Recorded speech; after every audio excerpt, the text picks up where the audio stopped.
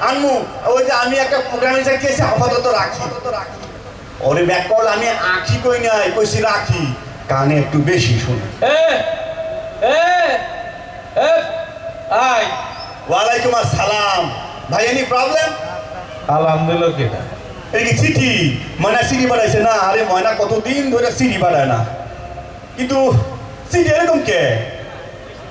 এই এই বান্দর কি কইলেন সুন্দর আসলে ময়না অনেক সুন্দর আমার ছোট বোন কিন্তু সিঁড়ি এরকম কে এইটা হিরি না এইটা ঠিকানা কি কইলেন কানা আমি কানা এবারে আমার দিকে তো কানা মনে হয় না কানা মনে হয় আনা না তুই একটা ওয়রা কি কইলি ওয়রা পিয়ারা সে তো আমার বউয়ের নাম এই আমার বউর নাম পিয়ারা ও জানো কিভাবে এই আমার বউর নাম পিয়ারা তুই জানি কিভাবে পিয়ারার সাথে তোর কিসের সম্পর্ক আনা না তুই ওয়রা না তুই তা হাজির এটা ঠিকানা এটা আমি বুঝতেছি আর এই কমিটি তুই ভাই সম্বন্ধে হাড়াহাড়ি জানেন না করে কি কই বুঝি না ক্যামেরা লেন্স ধরে হ্যাঁ এটা ব্লক এটা ব্লক কি কয়? এটা ঠিকানা আমার কয় কানা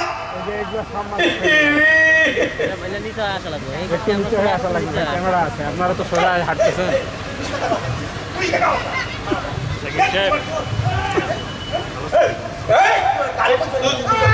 আরে কইছি করতে হাজির কেন কথা কর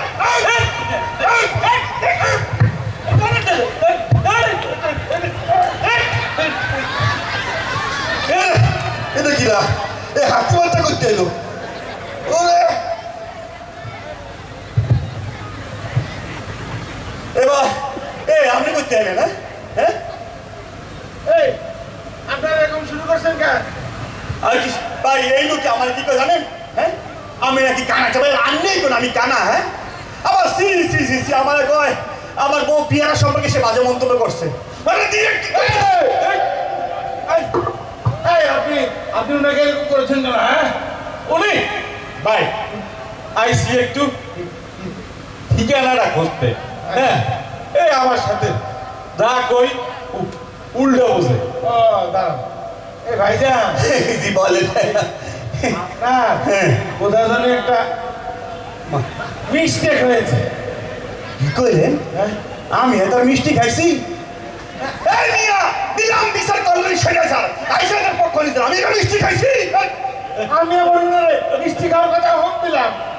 হইলাম না পहिले একটা অনেক উল্টোটা উল্টো গাল থাকবে ঠিকটা উঠবে আচ্ছা দাঁড়ান ওনারে একটু এই ভাইজান জান আপনার সাথে কথা নাই আপনি আইসাদের পক্ষ নিতে আরে ভাইজান আপনি আসলে মিষ্টি খেয়েছেন